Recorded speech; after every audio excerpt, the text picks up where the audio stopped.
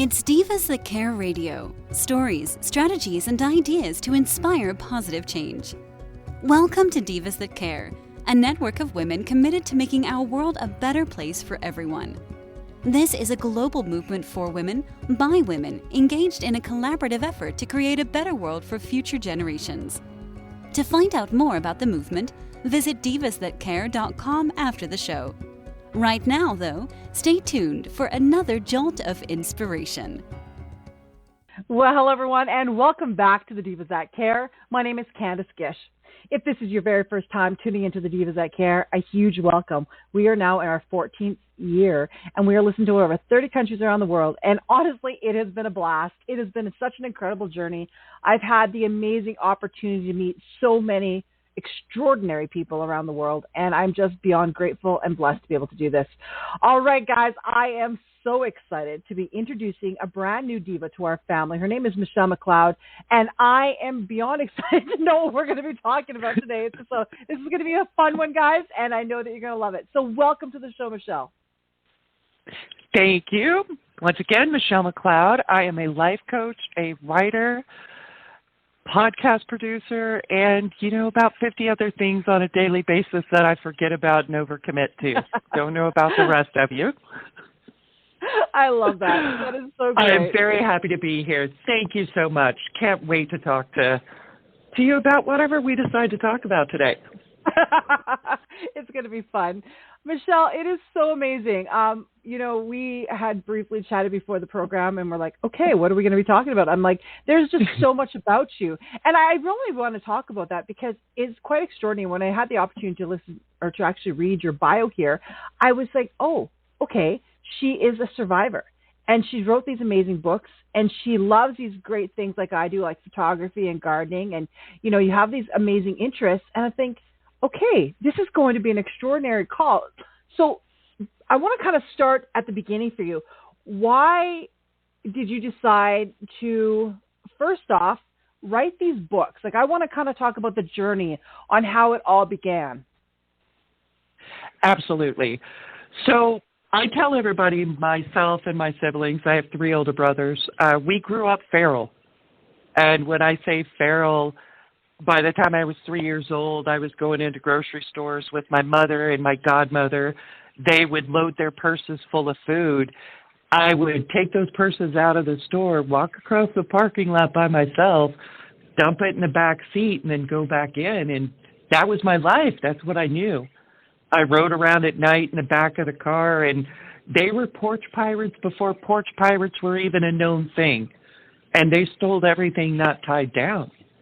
So that was very influential for my life, and I would say it probably impacted a good 3 decades. I almost said the words, but I'm going to not say 30. So it was very influential and impacting. And what I learned is, I thought I was just some special little snowflake, the only one broke in the world. And the more I started learning and the more I started fixing myself, the more I started finding out that the world is full of broken people, either it be through childhood, through life, through trauma, any number of things that just need somebody to grab their hand and say, come on, you got this. Let me show you what I did. We don't realize how our stories can impact others, how we can impact change, and having the confidence in order to do that. Absolutely. Finding your voice and owning your voice. That is such a challenging thing, especially for women in the society. And that is the reason that I started the books and the reason I named them what I did. My first book is A Girl Called Bitch.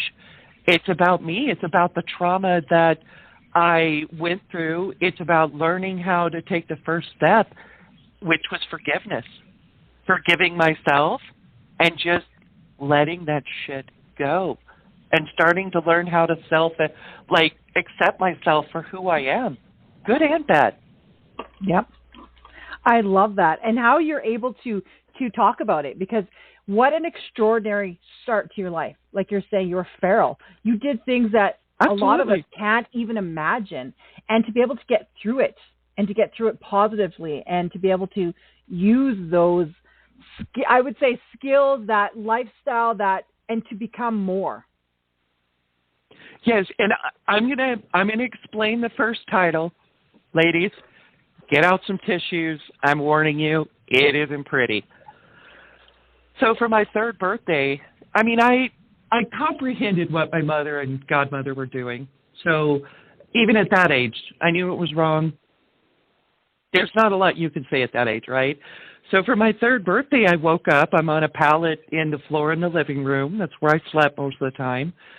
And there was a little pink Schwinn bicycle next to me with a little basket on front and a little horn. And girls, the little tassels that hang down. Every girl's dream. And I started crying. And my mom's name was Mary. We couldn't call her Mom. And my godmother was Mary as well. So the Mary started, oh, she's so happy she's crying. And I was like, no, I'm sad. Some little girl's going to wake up without her bike this morning. And the first words I heard were, you ungrateful little bitch. And that stuck with me the entire day. The entire day was rough. Wow. They weren't happy with it.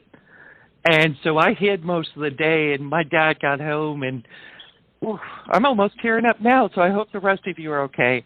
My dad got home, and he's kind of like my lighthouse, my guiding light. I ran to him for protection. And they both broke in to what I had done. They didn't tell him they stole the bike, of course. So, yeah, that was the reason for the name of the book, because I wanted it to be powerful. I wanted to tell people, it's okay if somebody tries to destroy you. Stand back up. Take your power back from them. Don't let them own it. Don't let them own you.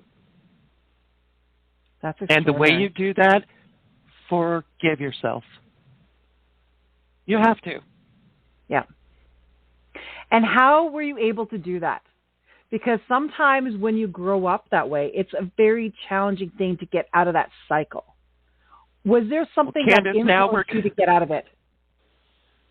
Yeah, now we're going to challenge your ratings on what you can and can't say on this. So I was a hot mess. I mean, I started drinking at a very young age. Shocker. Drugs, not marijuana, not like anything crazy, so don't. It's all good. I was wild.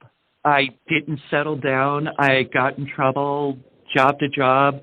I literally hated myself, and it was to a point that I was riding around on a Harley Davidson in Phoenix, Arizona, as a network manager in a silk suit.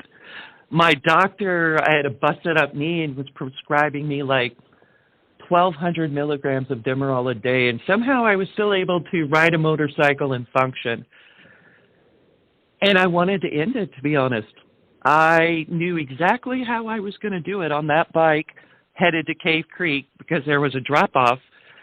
And it just so happens my nephew called me and was in the hospital. He tried to hurt himself. And that stopped me in my tracks and realized there was no way I could ever do that and show them that it was acceptable, that was an okay path. Instead, you had to fight through it. You had to get the battle scars, and you had to find a way to get to the other side. I was very fortunate. I ran into this little tiny thing in Dallas, Texas named Jennifer Hall. And she is Lessons from the Universe. She has a podcast as well. She is an empath, a clairvoyant. She was able to help me see some of the damage in myself, and I was able to start working on it. I owe my nephew for his guidance, even though he didn't even know he was there for me at the time, and definitely Jennifer, because I started on the path, but I was lost. What do you do? Where do you go? Who do you talk to? You go to a doctor or psychologist, they just want to put you on drugs. Yep. But that doesn't really help a lot of people get to the root cause. It just deadens it, just like alcohol, marijuana, sex, abuse, whatever your thing is, right? Yep. That is so true. Oh my gosh.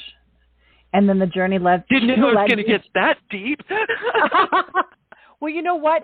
I find it extraordinary, and that's why we like these conversations, because we never know what a person has gone through and how their journey and how it's impacted them, but then how they were able to get to the next side of it. And now the inspiration, and that's what you're really doing. Michelle, you are inspiring so many people by, just even sharing that within these books. I think it's absolutely extraordinary, and I want to applaud you for that. Thank you. Thank you very much. I am actually doing what I call the Bitch Trilogy, and it is a girl called Bitch, a woman called Bitch, and a leader called Bitch. And there's a reason. Because once you start finding your voice, you're going to hear that word a lot more frequently, especially as a woman, from other women and from men. Because once you start finding that confidence and you start walking at your own pace and doing what you think is best for your life, there's those who are just not going to appreciate it. And you're changing the terminology, and I like that. And I think it's strong and it's wonderful. A lot of people ask me why I would have called my show with the Divas. And I changed what Divas meant, and I have it for all of our listeners. I have it on our website, what Divas meant to me. And I wanted to change these words that a lot of people perceived as a negativity. And I think that's what you're doing with that word and within your books. You're making it into, no, I'm standing up for myself. It's a positive thing. And, this is me. You accept me for who I am. Absolutely. That is beautiful.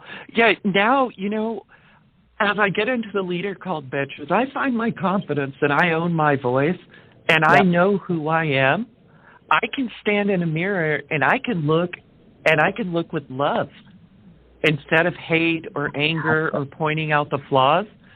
I love the person I'm looking at, even on hard days when it's hard to look at myself. On my bathroom door before I walk out, in gold letters, it says, "Stand and look with love." And I make myself go back there and at least try to appreciate something of the day, even on hellish days, because I have those. Yep. But you've got to appreciate it. And what I find is a confident woman in a leadership position who knows their voice, it's called a bitch a lot. I was shocked. Yeah. But it happens. And honestly, I don't care. Well, no, and that's exactly it. You know what? You got to change that. You got to own it.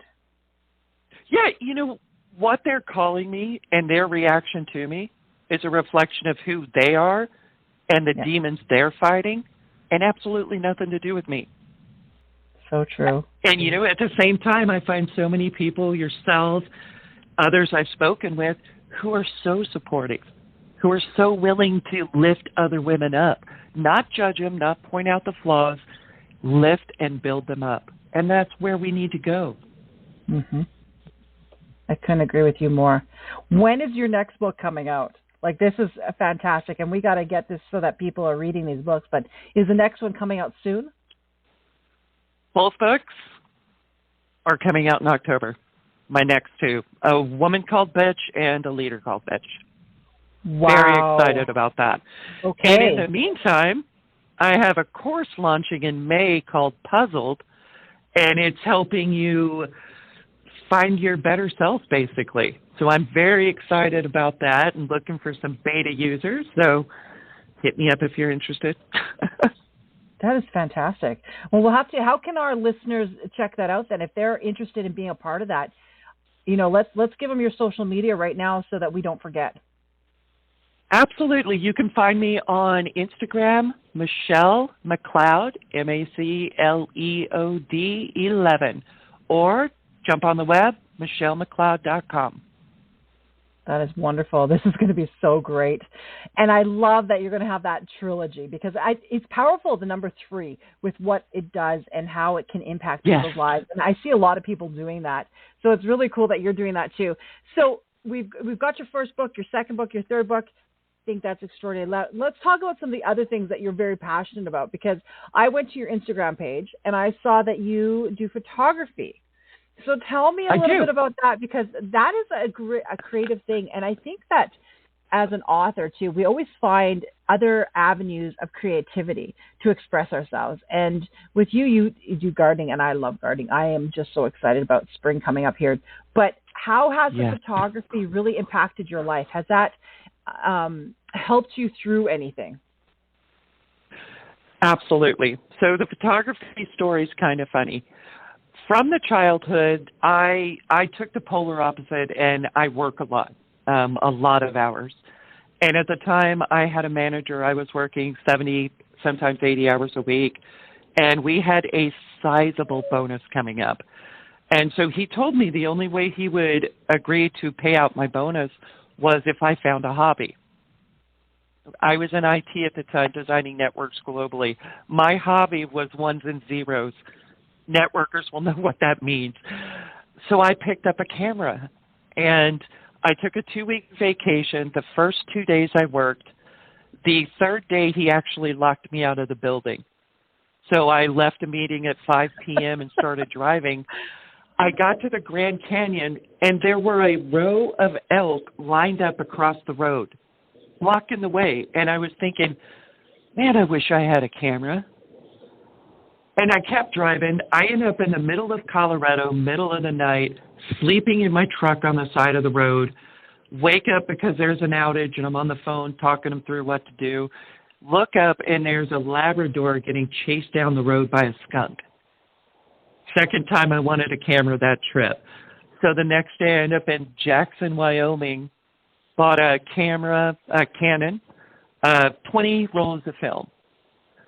By the third day, I had forgotten what day it was, and I was out of film within a week. And I was in love. It was a way for me to express myself in what I saw when I couldn't use the words.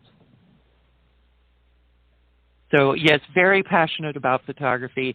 And now I use photography in a different way. I had opened up a photography business, absolutely in love with it, got too busy to continue. But I took it into gardening. So I started a farm, Wild Child Farm, shocker.